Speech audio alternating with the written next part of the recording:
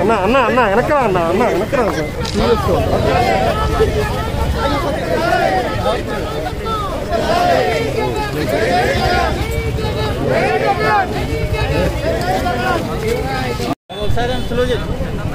అన్న స్లో చేయి కాదు కాదు కాదు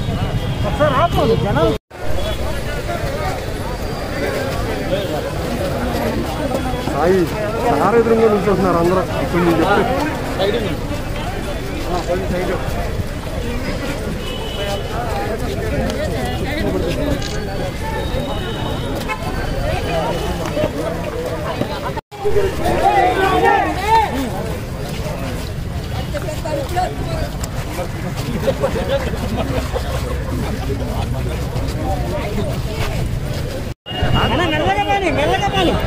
బ్యాటరీ కాదేంటి ఇది సౌండ్ కూడా రావట్లా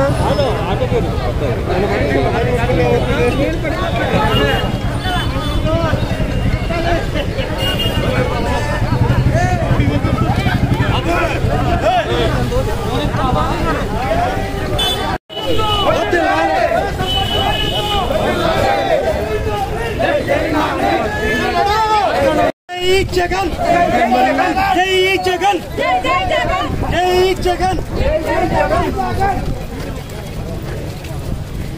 మహానాయకుడు అప్రమేధావి ప్రపంచంలోనే ఆడిడి సంకనాకి అడ్డదారుల్లో ముఖ్యమంత్రి అయినటువంటి చంద్రబాబు నాయుడు ఒక పిలిపిచ్చాడు. నా ఇల్లు నా సొంతం, మేము కనుక ఇల్లు ఇవ్వకపోతే ఈయన పార్టీలో ఉన్న దద్దమ్మలు వచ్చి ఆ ఇళ్ళని లబ్ధిదారులకు ఇస్తారు. మాకు ఇల్లు ఇవ్వటం చేత కావట్లేదంట. అందుకని చెప్పి ఈయన దగ్గర ఓడిపోయి బయటికి రాకుండా ఇంట్లోనే దాక్కున్నటువంటి పార్టీ లీడర్లందరినీ జూమ్ కెమెరా ఒకటి పెట్టి వాళ్ళని హింస పెట్టి రోడ్డు మీద పంపించాడు. వాళ్ళేమో ఇదేం కర్మరా బాబు, వీడు అధికారులు ఉండగా ఇచ్చి సాగకుండా ఇప్పుడు మన చంపుతాడని చెప్పి వాళ్ళకి ఇష్టం లేకుండానే 4 జెండాలు 10 మందిని వచ్చి మీడియా ముందు మాట్లాడి కొద్దిసేపు కొంతమంది వెళ్ళిపోయారు. మరి రావేంకటేశ్వర లాంటి అమాయకులు కొంతమంది ఉంటారు. ఆడు చెప్పినవన్నీ నిజమే అనుకుని మనాడు రెచ్చిపోయి కేసులు పోస్టులు పెట్టించుకుని ఇబ్బంది పడేటువంటి క్యారెక్టర్లు కొన్ని ఉంటాయి. పేదవాడికి పట్టా ఇవ్వాలి కానీ రిజిస్ట్రేషన్ చేసి హక్కు ఇవ్వకూడదు, 5 సంవత్సరాలు అమ్ముకునే హక్కు అని చెప్పి కోర్టుకు వెళ్ళి స్టే తెచ్చాడు. ఈ కోర్టుకు వెళ్ళి స్టే తేవడానికి ఒక 25 కోట్ల రూపాయలు ఖర్చు పెట్టారు. ఇప్పుడు ఈ పేదలకు 30 లక్షల మంది పేదలకి ఇళ్ల పట్టాలు రిజిస్ట్రేషన్ చేసి వాళ్ళకి హక్కు కల్పిస్తే 25 కోట్ల రూపాయలు ఖర్చు పెట్టి ఇవ్వటానికి వీల్లేదని చెప్పి సుప్రీంకోర్టుకు పోయి స్టే తేవాల్సినటువంటి అవసరం ఈ రాష్ట్రంలో ఎవరికైనా ఉందా? ఒకే ఒకడికి ఉంది, చంద్రబాబు నాయుడికి. ఎందుకంటే 30 లక్షల మందికి పట్టాలు ఇచ్చి 2.5 లక్షల రూపాయలతో ఉచితంగా ఇల్లు కట్టి 4 సంవత్సరాల్లో మీకు ఇల్లు కనుక హ్యాండ్ ఓవర్ చేసి ఈ గుడివాడ నియోజకవర్గంలో 25,000 మంది పేదలకి జగన్మోహన్ రెడ్డి గారు 4 సంవత్సరాల్లో ఇల్లు రిజిస్ట్రేషన్ చేసి మీ పేరు రిజిస్ట్రేషన్ చేసి మీకు ఉచితంగా ఇల్లు కట్టించి మీకు 25,000 మందికి ఒక్కో నియోజకవర్గంలో వస్తే ఈ చంద్రబాబు నాయుడు పార్టీకి డిపాజిట్లు వస్తాయండి రేపు ఎన్నికల్లో 2029-24లో. కాబట్టి ఈ దుర్మార్గుడు ఇవ్వటానికి వీల్లేదని చెప్పి సుప్రీంకోర్టుకి వెళ్ళి స్టేలు పట్టుకొస్తాడు 25 కోట్ల రూపాయలు ఖర్చు పెట్టి.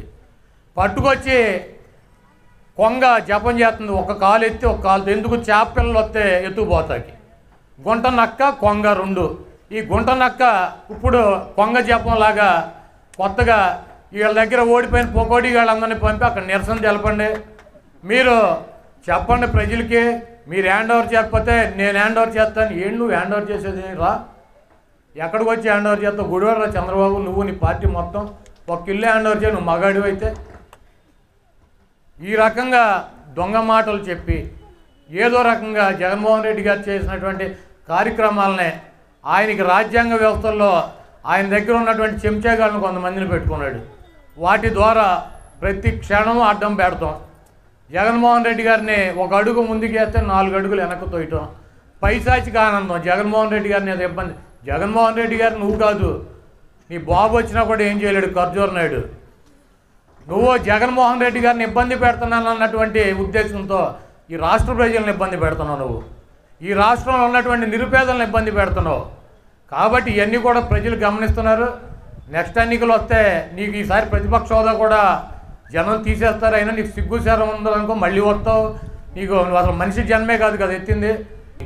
ఒకవేళ కనుక ఇవ్వలేకపోతే ఎన్ని అడ్డంకులు సృష్టించిన చంద్రబాబు నాయుడు, ఎంతమంది అడ్డం పడినా, ఇటువంటి డ్రామోజీరావులు, మరి రాధాకృష్ణన్లో, బిఆర్ నాయుడులు, చంద్రబాబు నాయుడులు, తొక్కగాళ్ళు, తోలుగాళ్ళు ఎంతమంది అడ్డం పడినా కూడా జగన్మోహన్ రెడ్డి గారి రథచక్రాల కింద, జగన్నాథ రథచక్రాల కింద వీళ్ళని నలిపినట్టు నలిపి మీ అందరికీ కనుక ఇవ్వకపోతే 2024లో నేనైతే ఓట్లు అడగటాకే నేను రానని చెప్పి, పోటీ కూడా చేయనని చెప్పి మీ అందరికీ కూడా తెలియజేస్తూ, నువ్వు ఎన్ని డ్రామాలు వేసుకున్నా ఏం చేసినా కూడా జగన్మోహన్ రెడ్డి గారి సంకల్పం ముందు, జగన్మోహన్ రెడ్డి గారు చేయాలన్నటువంటి కార్యదీక్ష ముందు నీ అడ్డంకులు కానీ ఇవన్నీ ఎయ్యి కూడా చల్లో.